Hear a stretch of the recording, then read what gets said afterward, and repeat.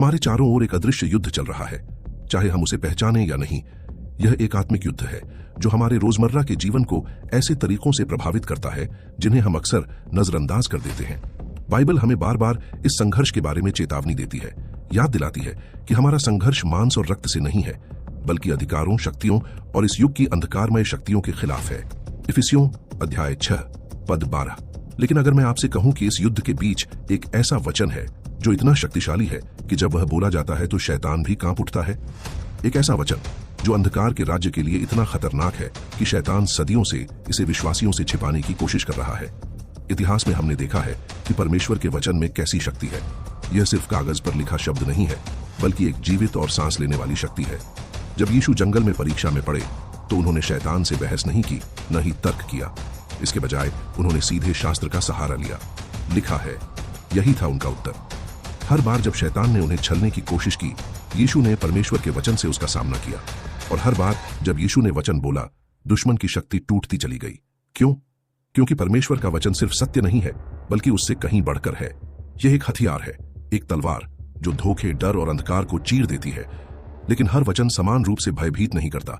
कुछ वचन आश्वासन देते हैं, कुछ मार्गदर्शन प्रदान करते हैं, लेकिन कुछ चुनिंदा वचन ऐसे हैं जो दिव्य अधिकार से इतने भरे हुए हैं कि उन्हें सुनकर शैतानी दुनिया में हलचल मच जाती है। कल्पना कीजिए, आप एक घने अंधेरे कमरे में खड़े हैं, जहां आपको लगता है कि कोई अदृश्य आंखें आपको देख रही हैं। एक दुष्ट उपस्थिति का बोझ आपको महसूस हो रहा है। फिर आप एक माचिस जलाते हैं और तुरंत ही रोशनी अंधकार को चीर देती है। अंधेरे की छायाएं न बहस करती हैं, न विरोध, वे बस गायब हो जाती हैं। आत्मिक दुनिया में भी ऐसा ही होता है। जब एक विश्वासी बाइबल का सबसे शक्तिशाली वचन बोलता है, शैतान और उसकी सेनाएं उसे सहन नहीं कर पाती। उन्हें पीछे हटना पड़ता है, जैसे धूप में कीड़े बिखर जाते हैं। लेकिन वह कौन सा वचन है? उसमें इतनी शक्ति क्यों है? बहुत से लोग पूरी जिंदगी बाइबल पढ़ते हैं, लेकिन इस रहस्य को कभी नहीं खोज पाते। वे परिचित वचनों को दोहराते हैं, सुकून देने वाले पदों को याद करते हैं, लेकिन उस एक वचन से चूक जाते हैं जो उनकी जिंदगी को बदल सकता है। और यही तो दुश्मन चाहता है। अगर वह विश्वासियों को इस वचन से दूर रख सकता है, तो वह उन्हें आत्मिक बंधन में रख सकता है। क्योंकि सच्चाई यह है कि अधिकांश मसीही हार में जीते हैं, विश्वास की कमी के कारण नहीं, बल्कि ज्ञान की कमी के कारण। दुश्मन का सबसे बड़ा हथियार है धोखा। लोगों को यह यकीन दिलाना कि वे निर्बल हैं, वे फंसे हुए हैं और उनके हालात पर उनका कोई अधिकार नहीं है। लेकिन जैसे ही आप इस वचन को खोज लेते हैं, जब आप इसे बोलना शुरू करते हैं, तो यह भ्रम टूट जाता है। सोचिए, बाइबल में दर्ज चमत्कारी छुटकारे की कहानियां वे कैसे हुई? यही वह शक्ति है जो इस वचन में छिपी है।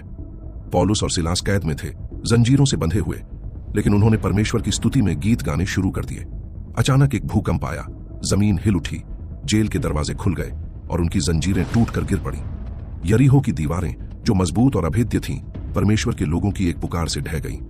बार बार हम देखते हैं कि परमेश्वर का वचन कैसे अलौकिक शक्ति को प्रकट करता है, हर बंधन को तोड़ देता है। लेकिन यहां ध्यान देने वाली बात है, ये चमत्कार किसी संयोग से नहीं हुए। ये इसलिए हुए क्योंकि परमेश्वर के लोग जानते थे कि अपने शब्दों को उसकी इच्छा के साथ कैसे मिलाना है। वे समझते थे कि वह क्या कह चुका है और उसे बोलने की शक्ति को पहचानते थे। लेकिन अगर आपको नहीं पता कि क्या बोलना है, अगर आप लंबे समय से प्रार्थना कर रहे हैं, अपने जीवन में किसी टूपों की गुहार लगा रहे हैं, लेकिन फिर भी कुछ नहीं बदल रहा, यही वह जगह है जहां यह वचन आता है। यह वह चाबी है जो आपकी आत्मिक शक्ति को खोलती है। एक ऐसा वचन जो बोले जाने पर सिर्फ शांति नहीं लाता, बल्कि अंधकार की शक्तियों के खिलाफ युद्ध छेड़ देता है। यह उत्पीड़न को खत्म करता है, बंधनों को तोड़ता है और परमेश्वर की शक्ति को ऐसे तरीकों से प्रकट करता है जो इंसानी समझ से परे हैं। फिर भी अधिकांश विश्वासियों को इस वचन के बारे में सिखाया ही नहीं गया है। एक कारण है कि यह वचन कभी कभी मंचों से नहीं सिखाया जाता। अगर आप परमेश्वर के वचन की शक्ति पर विश्वास करते हैं तो कमेंट में आमीन लिखें। आइए इस वीडियो को विश्वास और घोषणा से भर दें। और अगर आपने अभी तक सब्सक्राइब नहीं किया है तो किस बात का इंतजार है? इस अद्भुत समुदाय का हिस्सा बने। सब्सक्राइब बटन दबाएं। वीडियो को लाइक करना न भूलें ताकि यह संदेश और लोगों तक पहुंच सके जिन्हें इसे सुनने की जरूरत है। एक कारण है कि यह वचन कभी कभी मंचों से नहीं सिखाया जाता। एक कारण है कि यह वचन सबके सामने होते हुए भी छिपा रहता है। शैतान उन मसीहियों से नहीं डरता जो बस चर्च में जाते हैं। उसे धार्मिक रस्मों या खोखली प्रार्थनाओं से कोई फर्क नहीं पड़ता। लेकिन वह उनसे डरता है जो अपनी आत्मिक शक्ति को समझते हैं। वह उनसे कांपता है जो परमेश्वर के वचन की शक्ति को पहचानते हैं और उसे प्रभावी ढंग से उपयोग करते हैं। क्योंकि जो विश्वासी इस वचन का उपयोग करना जानता है, वह सिर्फ सुरक्षित नहीं होता, वह अंधकार के राज्य के लिए एक बड़ा खतरा बन जाता है। तो क्या होता है जब आप आखिरकार इस वचन को खोज लेते हैं, जब आप इसे विश्वास और दृढ़ता के साथ जोर से बोलते हैं? इसका उत्तर आपको चौंका सकता है। उस क्षण में आप इस आत्मिक युद्ध में एक मूक दर्शक नहीं रहते। आप अपनी सही स्थिति में कदम रखते हैं, एक योद्धा के रूप में जिसके पास वह वचन है जिससे शत्रु भाग खड़ा होता है। आप अब डर, चिंता या उत्पीड़न के बंदी नहीं रहते। आप विजयी होकर खड़े होते हैं। लेकिन इससे पहले कि आप इस शक्ति का उपयोग करें, इससे पहले कि आप इसे प्रकट करें, आपको यह समझना होगा कि यह काम क्यों करता है। आपको यह जानना होगा कि आत्मिक दुनिया में क्या होता है जब परमेश्वर का वचन अधिकार के साथ बोला जाता है। और यही है जिसे हम अब उजागर करने जा रहे हैं। खुद को तैयार कर लीजिए, क्योंकि एक बार जब आप इस सच्चाई को जान लेंगे तो वापसी का कोई रास्ता नहीं होगा। अगर शैतान किसी चीज से सबसे ज्यादा डरता है तो वह है परमेश्वर का बोला गया वचन। उसे धार्मिक रीति रिवाजों से डर नहीं लगता, उसे लंबी लंबी प्रार्थनाओं से भी डर नहीं लगता अगर उनमें विश्वास ना हो। लेकिन जैसे ही एक विश्वासी अधिकार के साथ परमेश्वर का वचन घोषित करता है, आत्मिक दुनिया में कुछ बदल जाता है।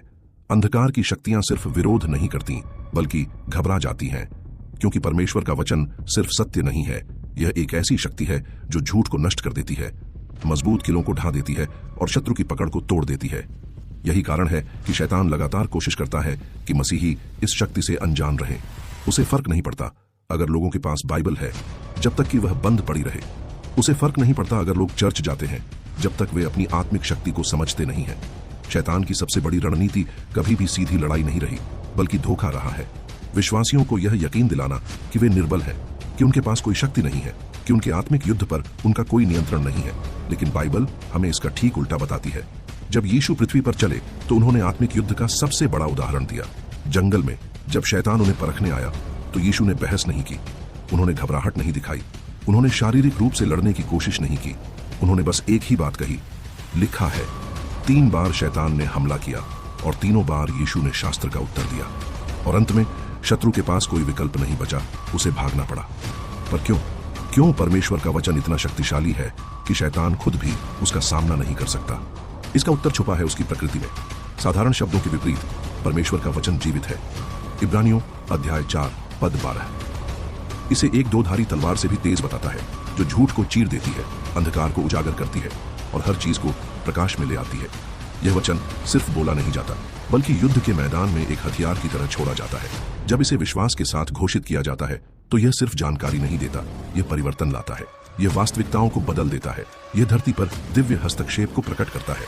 कल्पना कीजिए, जब कोई राजा आदेश जारी करता है तो उसके शब्द कानून बन जाते हैं। उन्हें अनदेखा नहीं किया जा सकता, उन पर बहस नहीं हो सकती और उन्हें बदला नहीं जा सकता। आत्मिक दुनिया में भी यही सच है। जब एक विश्वासी परमेश्वर का वचन बोलता है तो वह सिर्फ अपनी राय व्यक्त नहीं कर रहा होता, ना ही वह कोई कविता सुना रहा होता। वह स्वर्गीय अधिकार के साथ एक दिव्य आदेश दे रहा होता है और शत्रु के पास कोई विकल्प नहीं होता, उसे उस आदेश के सामने झुकना पड़ता है। लेकिन दुख की बात है कि अधिकांश मसीही इस शक्ति का उपयोग नहीं करते। वे मदद के लिए प्रार्थना करते हैं, परमेश्वर से हस्तक्षेप की गुहार लगाते हैं, लेकिन जो पहले से उन्हें दिया गया है उसे घोषित करने में असफल रहते हैं। और यही बात शैतान को पसंद है। वह चाहता है कि विश्वासियों को लगे कि वे असहाय हैं, कि वे बस मायूस होकर गुहार लगाएं, बजाय इसके कि वे अपनी परमेश्वर दी हुई आत्मिक शक्ति में खड़े हों। क्योंकि जिस क्षण एक मसीही जान जाता है कि उसके पास पहले से ही वह हथियार है जिसकी उसे जरूरत है, उस क्षण लड़ाई की दिशा ही बदल जाती है। तो क्या होता है जब आप अधिकार के साथ शास्त्र को घोषित करना शुरू करते हैं? क्या होता है जब आप सिर्फ बाइबल को पढ़ना नहीं बल्कि उसमें लिखे वचन को अपने जीवन में बोलना शुरू करते हैं? नतीजे जीवन को बदल सकते हैं। शत्रु की पकड़ टूट जाती है, सालों से खड़े मजबूत किले गिरने लगते हैं। डर, चिंता, उत्पीड़न, ये सभी अपनी शक्ति खो देते हैं, क्योंकि वे दिव्य सत्य की शक्ति के सामने टिक नहीं सकते। लेकिन फिर भी एक सवाल रह जाता है, अगर परमेश्वर का वचन इतना शक्तिशाली है तो फिर इतने लोग इसे बोलने के बाद भी परिणाम क्यों नहीं देखते? उत्तर बहुत सरल है, विश्वास और समझ। सिर्फ शब्दों को दोहराना पर्याप्त नहीं है, आपको उन पर विश्वास भी करना होगा। जब यीशु ने तूफान को डांटा, बीमारों को चंगा किया और दुष्टात्माओं को बाहर निकाला, तो उन्होंने यह काम संकोच के साथ नहीं किया था। उन्होंने सिर्फ आशा नहीं की थी कि कुछ होगा, उन्हें पता था कि होगा। यही विश्वास हमें सीखना है। जब आप परमेश्वर का वचन विश्वास के साथ बोलते हैं तो यह सिर्फ एक कार्य नहीं होता, यह एक सक्रियता होती है। यह ऐसी प्रक्रियाओं को चालू कर देता है जिन्हें कोई भी शक्ति रोक नहीं सकती। यही कारण है कि यह ज्ञान छुपा रहा है। यही कारण है कि कई चर्चों में बोले गए वचन की वास्तविक शक्ति नहीं सिखाई जाती। यही कारण है कि इतने सारे विश्वासी डर, शक और संघर्ष के चक्र में फंसे रहते हैं, क्योंकि अगर हर मसीही को यह सच्चाई समझ आ जाए कि उन्हें कितना अधिकार दिया गया है तो शैतान का राज्य एक ही रात में ढह जाएगा। लेकिन खुशखबरी यह है, आपको आत्मिक अज्ञानता में जीने की जरूरत नहीं है, आपको धोखे में फंसे रहने की जरूरत नहीं है। आपके पास पहले से ही वह शक्ति है जिससे आप अपनी परिस्थिति को बदल सकते हैं। आप अंधकार को आदेश दे सकते हैं कि वह भाग जाए, आप दिव्य विजय में चल सकते हैं। यह शक्ति हमेशा आपके पास रही है। सवाल सिर्फ इतना है, क्या आप इसका उपयोग करेंगे? क्योंकि अब जब आप सच्चाई जान चुके हैं, शत्रु आपको मौन नहीं रख सकता। लेकिन इस शक्ति का पूरा उपयोग करने से पहले आपको सीखना होगा कि इसे सही तरीके से कैसे इस्तेमाल करें। और यही हम आगे जानने वाले हैं, क्योंकि जीवन में ऐसे पल आते हैं जब ऐसा लगता है कि कोई अदृश्य शक्ति हमें रोक रही है। चाहे हम कितनी भी मेहनत कर लें, चाहे हम कितनी भी प्रार्थना करें, ऐसा लगता है जैसे कोई अदृश्य जंजीरें हमें आगे बढ़ने से रोक रही हैं। संघर्ष बार बार दोहराता है, असफलता के पैटर्न टूटते नहीं और उत्पीड़न की भावना हमेशा बनी रहती है। क्या हो अगर ये रुकावटें सिर्फ संयोग न हो? क्या हो अगर ये आत्मिक जंजीरों का परिणाम हो? दुष्ट शक्तियां जो पर्दे के पीछे काम करके हमें बांधे रखती हैं। बाइबल आत्मिक बंधनों के बारे में स्पष्ट रूप से बताती है, लेकिन साथ ही यह मुक्ति का रास्ता भी दिखाती है, और वो रास्ता है परमेश्वर के बोले गए वचन के माध्यम से। शुरुआत से ही शत्रु ने धोखे, उत्पीड़न और श्रापों का इस्तेमाल किया है ताकि लोगों को बंधन में रखा जा सके। पुराने नियम में हम देखते हैं कि कैसे अवज्ञा ने पूरे के पूरे समाज को दास्ता में डाल दिया।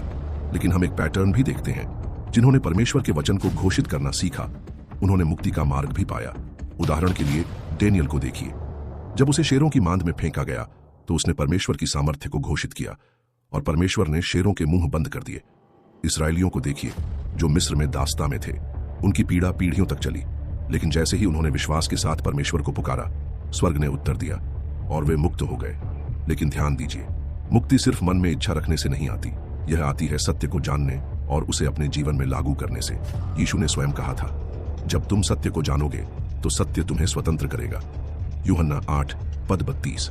आत्मिक जंजीरों को तोड़ने की कुंजी सिर्फ परमेश्वर की शक्ति में विश्वास रखना नहीं है, बल्कि उस शक्ति को अपने जीवन पर घोषित करना है। और एक विशेष वचन ऐसा है जिसमें इतनी दिव्य शक्ति है कि जब उसे विश्वास के साथ बोला जाता है तो वह किसी भी बंधन को तोड़ सकता है, चाहे वह कितना भी गहरा क्यों न हो। यह वचन एक आत्मिक भूकंप की तरह है जो उत्पीड़न की नींव को हिला देता है और आपके खिलाफ बनाए गए हर किले को गिरा देता है। अब जाति लोग हैं जिनके परिवारों में समस्याएं पीढ़ी दर पीढ़ी चलती हैं। आर्थिक संघर्ष, टूटे रिश्ते, नशे की लत, बीमारियां, वे वही समस्याएं झेलते हैं जो उनके माता पिता और दादा दादी ने झेली थीं। लेकिन ऐसा क्यों होता है? क्योंकि आत्मिक लड़ाइयां सच होती हैं और शत्रु इतनी आसानी से उस पर अपना अधिकार नहीं छोड़ता जिसे उसने पकड़ा हुआ है। लेकिन यहाँ एक सच्चाई है जिसे शैतान बुरी तरह से आपसे छिपाए रखना चाहता है।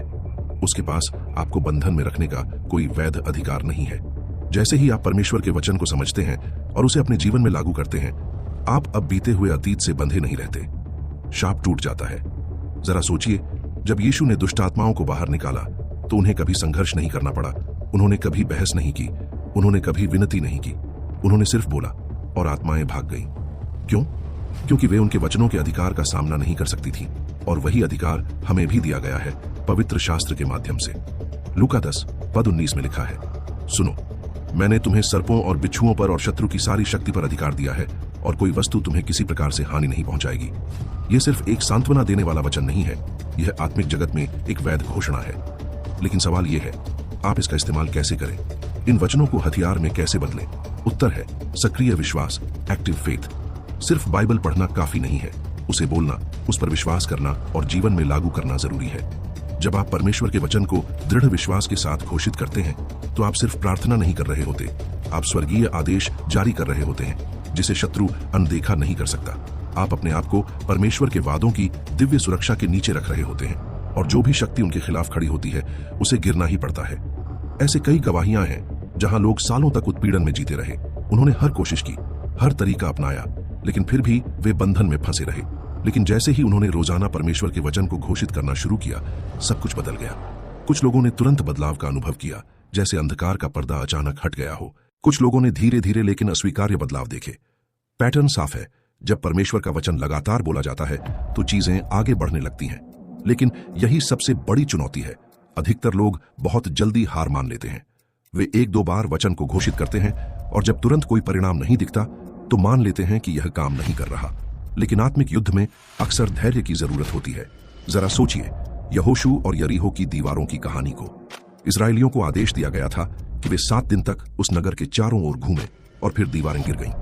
अगर उन्होंने छठे दिन हार मान ली होती तो क्या होता? उनकी जीत बस एक कदम दूर थी, लेकिन उसके लिए आज्ञाकारिता और धैर्य जरूरी था।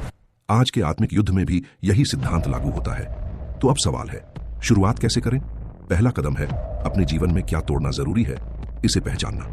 क्या आपके जीवन में असफलता, भय, चिंता, बीमारी या उत्पीड़न के पैटर्न हैं जिनका कोई तर्कसंगत कारण नहीं दिखता? जब आप अपने आत्मिक युद्ध को पहचान लेते हैं तो अगला कदम है सही पवित्र शास्त्र को खोजना, जिसे आप उस समस्या पर घोषित कर सकें। क्योंकि सच्चाई ये है, शत्रु के हर हमले के लिए बाइबल में एक वचन है जो उसे परास्त कर सकता है। और सबसे जरूरी बात, उस वचन को रोजाना निडर होकर बोलिए। जब तक कि आप अपनी जीत न देख लें, शत्रु आपको हतोत्साहित करने की कोशिश करेगा। वह आपको यकीन दिलाने की कोशिश करेगा कि कुछ नहीं बदल रहा। लेकिन धोखा मत खाइए, आत्मिक जगत में कुछ जरूर घट रहा है।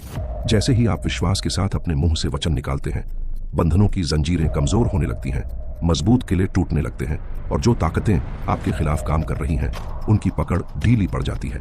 इसीलिए शैतान पूरी कोशिश करता है कि विश्वासी घोषित वचन की शक्ति को ना समझ सके। क्योंकि एक बार जब आप परिणाम देख लेते हैं, जब आप देख लेते हैं कि परमेश्वर के वादों को घोषित करने से जीवन में कैसा परिवर्तन आता है, तो आप फिर कभी भय और बंधन में नहीं रह पाएंगे। और अगला कदम इससे भी ज्यादा शक्तिशाली है, क्योंकि जब आप सीख जाते हैं कि बंधनों को कैसे तोड़ा जाए, तो असली सवाल बन जाता है, क्या आप अपनी प्रार्थनाओं में कोई गंभीर गलती तो नहीं कर रहे जो उनकी शक्ति को कमजोर कर रही है? उत्तर आपको चौंका सकता है, क्योंकि कई विश्वासी चिंतित होते हैं कि उनकी प्रार्थनाएं अप्रभावी क्यों हैं। वे बाइबल पढ़ते हैं, प्रार्थना करते हैं और परमेश्वर से मदद मांगते हैं, लेकिन कुछ नहीं बदलता। ऐसा लगता है जैसे उनके शब्द हवा में खो जाते हैं, कोई नहीं सुनता, कोई उत्तर नहीं मिलता। धीरे धीरे वे शक करने लगते हैं, शायद परमेश्वर सुन नहीं रहे, शायद उनका विश्वास कमजोर है, शायद बाइबल के वादे दूसरों के लिए काम करते हैं लेकिन उनके लिए नहीं। लेकिन क्या समस्या परमेश्वर में है या फिर इस बात में है कि वे परमेश्वर के वचन को कैसे अपनाते हैं? बाइबल सिर्फ पढ़ने की किताब नहीं है, यह एक हथियार है जिसे सही तरीके से चलाना होता है। इसमें दिव्य शक्ति है, लेकिन कई लोग इसे पुरानी कहानी की किताब की तरह पढ़ते हैं, बस आसानी से पढ़कर आगे बढ़ जाते हैं, गहराई से नहीं समझते, ना ही उसे जीवन में लागू करते हैं। यीशु मसीह ने कभी नहीं चाहा कि बाइबल का वचन बस सुन लिया जाए। उन्होंने चाहा कि इसे बोला जाए, घोषित किया जाए और जीवन में उतारा जाए। जब यीशु जंगल में परीक्षा में थे, उन्होंने सिर्फ वचन के बारे में सोचा नहीं, बल्कि उसे जोर से घोषित किया। हर बार जब शैतान ने हमला किया, यीशु ने जवाब दिया, लिखा है। यही तरीका था जिससे यीशु ने जीत हासिल की, और यही तरीका है जिससे हमें भी अपनी लड़ाइयां लड़नी है। लेकिन जैसे ही कोई व्यक्ति विश्वास के साथ परमेश्वर का वचन बोलता है, सब कुछ बदल जाता है। अब वो आवाज सिर्फ उनकी नहीं होती, बल्कि स्वर्ग से शक्ति मिलती है। बाइबल खुद को दो-धारी तलवार कहती है। इब्रानियों अध्याय 4 पद 12 में लिखा है, यह किसी भी तलवार से अधिक तेज है, जो धोखे को काट देती है, मजबूत किलों को तोड़ देती है और अंधकार को उजागर कर देती है। लेकिन बहुत से विश्वासी इस तलवार का सही इस्तेमाल नहीं करते। कुछ लोग तलवार को हाथ में तो पकड़ते हैं, लेकिन कभी चलाते नहीं। कुछ लोग हिचकिचाकर चलाते हैं, बिना आत्मविश्वास के। उन्हें यकीन नहीं होता कि इससे कोई फर्क पड़ेगा भी या नहीं। लेकिन जो लोग आत्मविश्वास और अधिकार के साथ इसका इस्तेमाल करते हैं, वही असली जीत का अनुभव करते हैं। ऐसे कई लोग हैं जो सालों तक संघर्ष करते रहे, उत्पीड़न, शक और मजबूत बंधनों में जकड़े रहे। लेकिन जब उन्होंने प्रार्थना करने का तरीका बदला, तब अचानक बदलाव देखने को मिला। उन्होंने सिर्फ मदद की गुहार नहीं लगाई, बल्कि उन्होंने घोषित करना शुरू किया जो वादे परमेश्वर ने पहले से दिए हैं। उन्होंने सिर्फ सुरक्षा के लिए प्रार्थना नहीं की, बल्कि घोषित किया कि परमेश्वर ने पहले ही उन्हें सुरक्षित रखा है। उन्होंने भजन संहिता अध्याय 91 को अपने जीवन पर घोषित किया। उन्होंने सिर्फ ताकत के लिए प्रार्थना नहीं की, बल्कि यशायाह अध्याय 40 पद 31 को जोर से बोला, जो प्रभु की बाट जोहते हैं, उनकी शक्ति नई हो जाएगी। यही बदलाव था जब उनकी प्रार्थना मौन रहने से सक्रिय घोषणा में बदल गई। लेकिन यह फर्क इतना जरूरी क्यों है? क्योंकि विश्वास सिर्फ मन में मानना नहीं है, बल्कि बोलना भी है। यीशु ने मरकुस अध्याय 11 पद 23 में कहा, मैं तुमसे सच कहता हूं, जो कोई इस पहाड़ से कहे, तू उठकर समुद्र में गिर जा, और अपने दिल में शक न करे, बल्कि विश्वास करे कि जो वह कह रहा है वह होगा, तो वैसा ही होगा। ध्यान दो, यीशु ने नहीं कहा कि अगर कोई पहाड़ के हटने के बारे में सोचे, बल्कि उन्होंने कहा कि अगर कोई कहे। आपके शब्दों में शक्ति है, लेकिन तब जब वे परमेश्वर के सत्य के साथ मेल खाते हैं। यहाँ कई लोग गलती कर बैठते हैं। कुछ लोग बाइबल पढ़ते हैं, लेकिन उस पर ध्यान नहीं करते। कुछ लोग वचन को दोहराते हैं, लेकिन उस पर सच्चा विश्वास नहीं करते। और कुछ लोग विश्वास तो रखते हैं, लेकिन जल्दी हार मान लेते हैं। वे कुछ दिन प्रार्थना करते हैं और जब तुरंत नतीजे नहीं मिलते तो रुक जाते हैं। लेकिन आध्यात्मिक लड़ाई हमेशा जल्दी नहीं जीतती। कई बार ऐसा होता है जैसे एक बंद दरवाजे पर बार बार दस्तक देनी पड़ती है, तब जाकर वो दरवाजा खुलता है। सवाल ये है, क्या आप बार बार दस्तक देना जारी रखेंगे? एलियाह की कहानी को देखिए, पहला राजा अध्याय 18 में। जब उन्होंने सूखे के सालों के बाद बारिश के लिए प्रार्थना की तो उन्होंने सिर्फ एक बार प्रार्थना करके रुक नहीं गए। उन्होंने अपने सेवक को बार बार भेजा कि जाकर देखो क्या कोई बादल दिख रहा है। 6 बार सेवक ने आकर कहा कुछ नहीं है, लेकिन 7वीं बार एक छोटा सा बादल दिखाई दिया और थोड़ी ही देर में जोरदार बारिश शुरू हो गई। अब सोचिए, अगर एलियाह 6ठी बार ही हार मान लेते तो उनकी जीत तो बस एक कदम दूर थी, लेकिन उसके लिए धैर्य और लगातार प्रयास जरूरी था। यही बात आपकी जिंदगी में भी लागू होती है। प्रार्थना करते रहो, विश्वास बनाए रखो और परमेश्वर के वचन को बोलते रहो। ब्रेक थ्रू कभी भी आ सकता है। आज भी यही सच है। बहुत से लोग जल्दी हार मान लेते हैं। वे प्रार्थना करते हैं, बाइबल के वचन को घोषित करते हैं, लेकिन जब तुरंत बदलाव नहीं दिखता तो वे मान लेते हैं कि कुछ नहीं हो रहा। लेकिन आध्यात्मिक दुनिया में कुछ जरूर हो रहा होता है। जिस पल आप परमेश्वर का वचन घोषित करते हैं, उसी पल आप आत्मिक स्तर पर चीजों को बदल रहे होते हैं, भले ही आपको अभी वह दिखाई न दे। विश्वास में बोले गए हर शब्द शैतान की पकड़ को कमजोर करता है। सत्य की हर घोषणा जीत की नींव रखती है। इसीलिए शैतान इतनी जोर से कोशिश करता है कि आप चुप रहें। वह जानता है कि जब कोई विश्वासी विश्वास के साथ परमेश्वर का वचन बोलता है तो वह शैतान के लिए खतरनाक होता है। उसे पता है कि अगर आप लगातार सत्य को घोषित करते रहेंगे तो बंधन टूटेंगे, जंजीरें गिरेंगी और उसका आपकी जिंदगी पर जो भी कब्जा है वह खत्म हो जाएगा। इसीलिए वह आपको यह यकीन दिलाने की कोशिश करता है कि आपके शब्दों से कोई फर्क नहीं पड़ता, कि आपकी प्रार्थनाएं व्यर्थ हैं, कि कुछ भी नहीं बदल रहा। लेकिन ये सब झूठ है।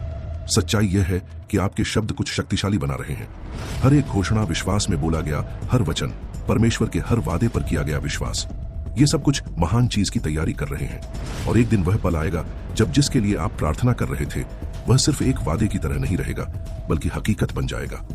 लेकिन अभी एक अंतिम कदम बाकी है। अब जब आप जान चुके हैं कि परमेश्वर का वचन क्यों बोलना जरूरी है, तो सवाल है, जब आप इसे लगातार बोलते हैं तब आध्यात्मिक दुनिया में क्या होता है? इस सवाल का जवाब आपकी सोच को बदल देगा। जब आप विश्वास के साथ परमेश्वर का वचन घोषित करते हैं तो आध्यात्मिक दुनिया में कुछ शक्तिशाली होता है। ये सिर्फ आपके होठों से निकले शब्द नहीं होते, बल्कि आपके जीवन में ईश्वरीय अधिकार छोड़ा जाता है। लेकिन जब आप वह वचन बोलते हैं जिसे शैतान सबसे ज्यादा डरता है, तो क्या होता है? जब आप मजबूती से खड़े होकर वह घोषणा करते हैं जो परमेश्वर ने पहले ही कह दी है, तो अनदेखी दुनिया में क्या बदलता है? बाइबल हमें इसकी कुछ झलक देती है। डेनियल अध्याय 10 में एक स्वर्गदूत डेनियल के पास संदेश लेकर आता है और एक चौंकाने वाला रहस्य प्रकट करता है। उसने कहा कि जिस पल डेनियल ने प्रार्थना शुरू की, उसी पल उसकी बातें स्वर्ग में सुनी गईं। लेकिन आध्यात्मिक दुनिया में रुकावटें थीं। स्वर्गदूत को संदेश पहुंचाने से रोकने के लिए दुष्ट आत्माएं खड़ी थीं। अगर एक शक्तिशाली स्वर्गदूत को भी आध्यात्मिक विरोध का सामना करना पड़ा, तो सोचिए, जब आप अपने जीवन में परमेश्वर का वचन बोलते हैं तब क्या होता होगा? हर एक घोषणा आत्मिक दुनिया में लहरें पैदा करती है, मजबूत गढ़ों को तोड़ती है, बाधाओं को खत्म करती है और ईश्वरीय हस्तक्षेप को आमंत्रित करती है। शैतान अपनी पूरी ताकत लगाता है ताकि विश्वासियों को चुप रखा जा सके। वह चाहता है कि आपको लगे कि आपकी प्रार्थनाएं बेअसर हैं, कि आपके शब्दों में कोई ताकत नहीं है। लेकिन ये एक झूठ है। जिस पल आप विश्वास के साथ परमेश्वर का वचन बोलते हैं, शैतान की पकड़ कमजोर होने लगती है। जरा कल्पना कीजिए, आप एक बिल्कुल अंधेरे कमरे में हैं। जिस पल आप एक छोटी सी माचिस जलाते हैं, वह छोटी सी लौ भी उस अंधकार को तोड़ देती है। रोशनी अंधकार से बहस नहीं करती, वह बस अपना अधिकार जमा लेती है। यही होता है जब आप परमेश्वर का वचन अपने हालात में बोलते हैं। अंधकार के पास पीछे हटने के अलावा कोई विकल्प नहीं बचता।